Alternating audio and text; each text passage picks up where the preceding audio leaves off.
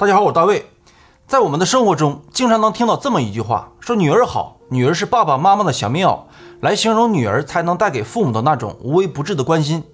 家在广西南宁的秦氏夫妇，不仅有4个长相甜美的女儿，而且都非常孝顺，夫妻2人的日子过得是幸福且满足。然而这一切的一切，在一次晚饭过后，就彻彻底底的发生了改变。这天晚上，4个女儿中的3姐妹在家中突然消失，最后在荒郊野地中的9个编织袋里找到了她们。这其中到底隐藏着什么不为人知的秘密？今天我们就来讲讲秦氏3姐妹的故事。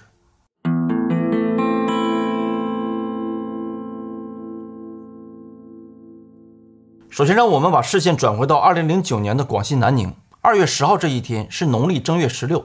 虽然春节假期基本已经过完，但是秦父秦母还是把4个女儿叫到家里，一起吃了一顿热闹的晚饭。4姐妹在吃着饭的同时，也在说着新的一年要怎样发展她们的服装事业。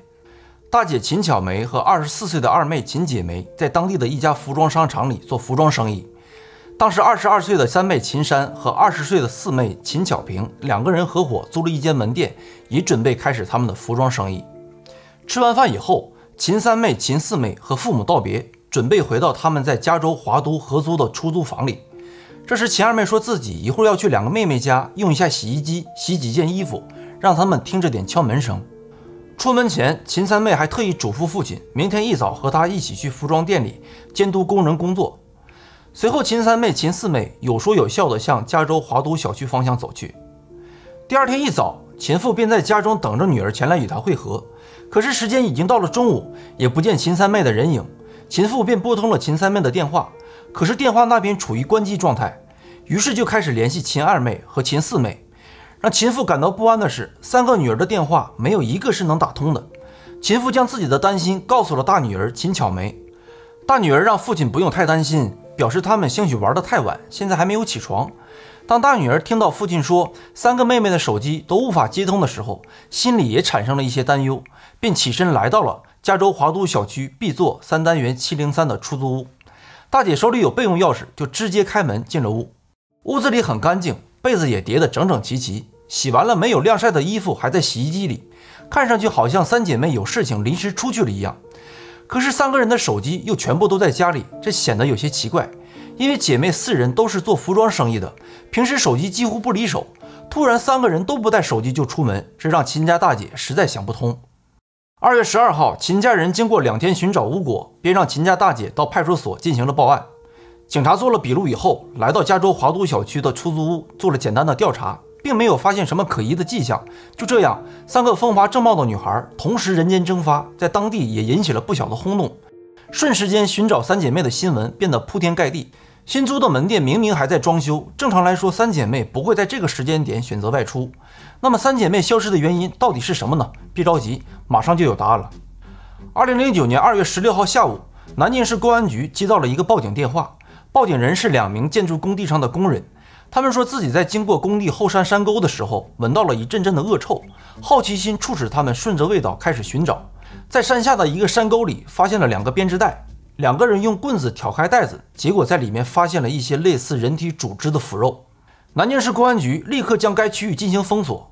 法医对现场2袋人体组织进行检查的时候，负责外围搜索的警察陆陆续续在这个区域发现了9个类似的编织袋，重量加在一起将近有300斤。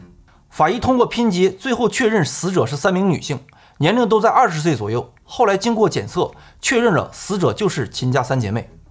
我们前文说过，那天晚上3姐妹在父母家吃完饭以后，是有说有笑的走出了家门，还与父亲约定好要在第2天见面。结果那一晚之后，3姐妹却变成了需要通过法医拼接才能辨别出性别的程度。那么2月10号那天晚上到底发生了什么呢？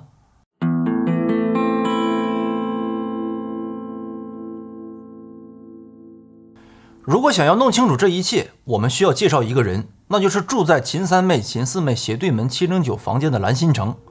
蓝新成，广西大新县人，1985年出生，当时只有24岁。蓝新成由于过年期间和父母产生了一些矛盾，他便在2009年2月3号提前从父母老家回到了位于南宁加州华都小区的家中。蓝新成独自在家中想起了春节期间父母对他表现出的种种不满。那几天他的心情郁闷到了极点。当他不知道如何宣泄心中愤怒的时候，他突然听到了秦家三姐妹在门外传来的阵阵笑声。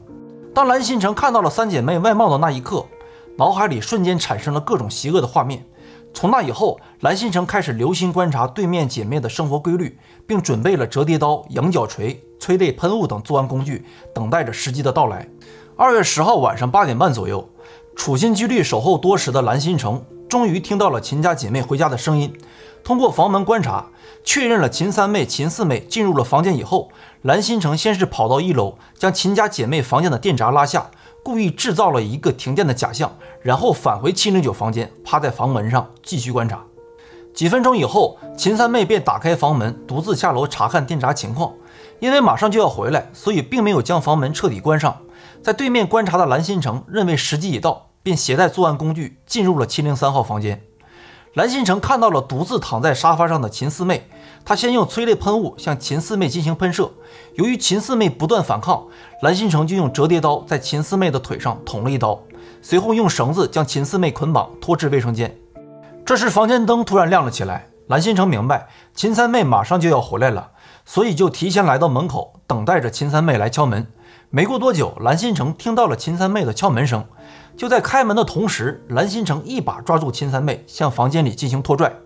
拖拽的过程中遭到了秦三妹的强烈反抗，于是蓝心诚在秦三妹的左胸口刺了一刀，并将她挟持到厨房，然后用绳子进行捆绑。晚上9点左右，秦二妹也来到了703号房间，蓝心诚用同样的方法将她挟持到屋内，用绳子捆绑好扔在一旁。成功将三姐妹控制以后，兽性大发的蓝心诚当着姐妹2人的面对秦三妹进行了侵犯。彻底丧失理智的蓝心诚害怕事情败露，于是将3人全部拖到卫生间，用锤子、绳子等作案工具先后将秦珊、秦姐梅、秦巧萍3姐妹杀害，然后又将3姐妹的尸体逐一拖回到自己家中。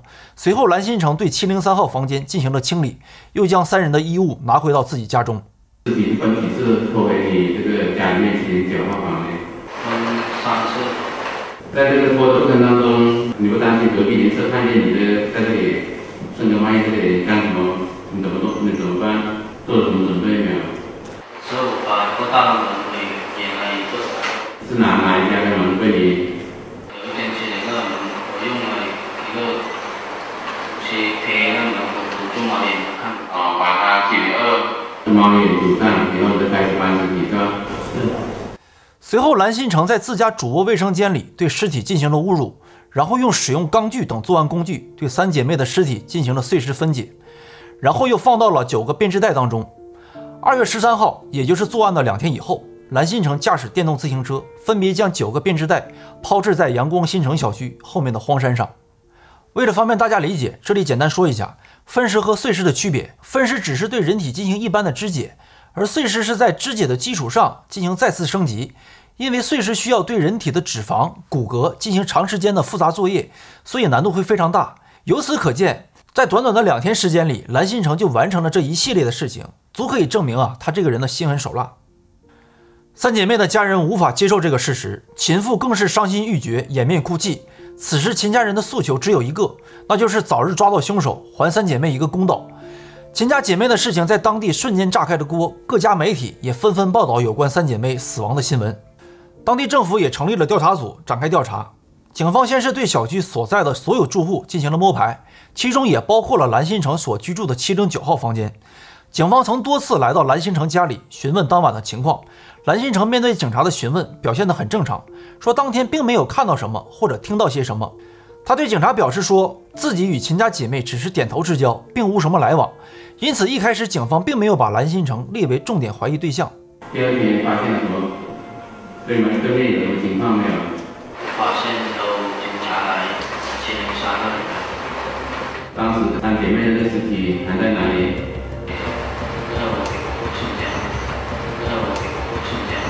就这样，一转眼2个多月过去了。4月24号上午，警方有了重要突破，因为当时发现的9个编织袋当中，其中有一个上面发现了南技2个字，南技就是南宁市技术学院。警方结合南宁技术学院的调查，最终将蓝心诚定为重点怀疑目标。同时，负责外围调查的同事也反馈了一个重要信息：2月11号案发第2天上午，平时不迟到的蓝新成很晚才来上班，并且此后连续3天请假，行为极其反常。警方决定立刻对蓝新成进行突击审问。4月25号下午3点，警察敲开了蓝新成的家门。面对警察的再次到来，蓝新成表现的是异常冷静。他跟警察来到了公安局，一开始他还是百般狡辩。但是在警方的铁证面前，蓝新成最终无法自圆其说，最后承认了是他杀害了亲家3姐妹。那到底是什么让蓝新成变成了一个内心如此扭曲的杀人狂魔呢？这一切还需要从蓝新成的童年经历开始说起。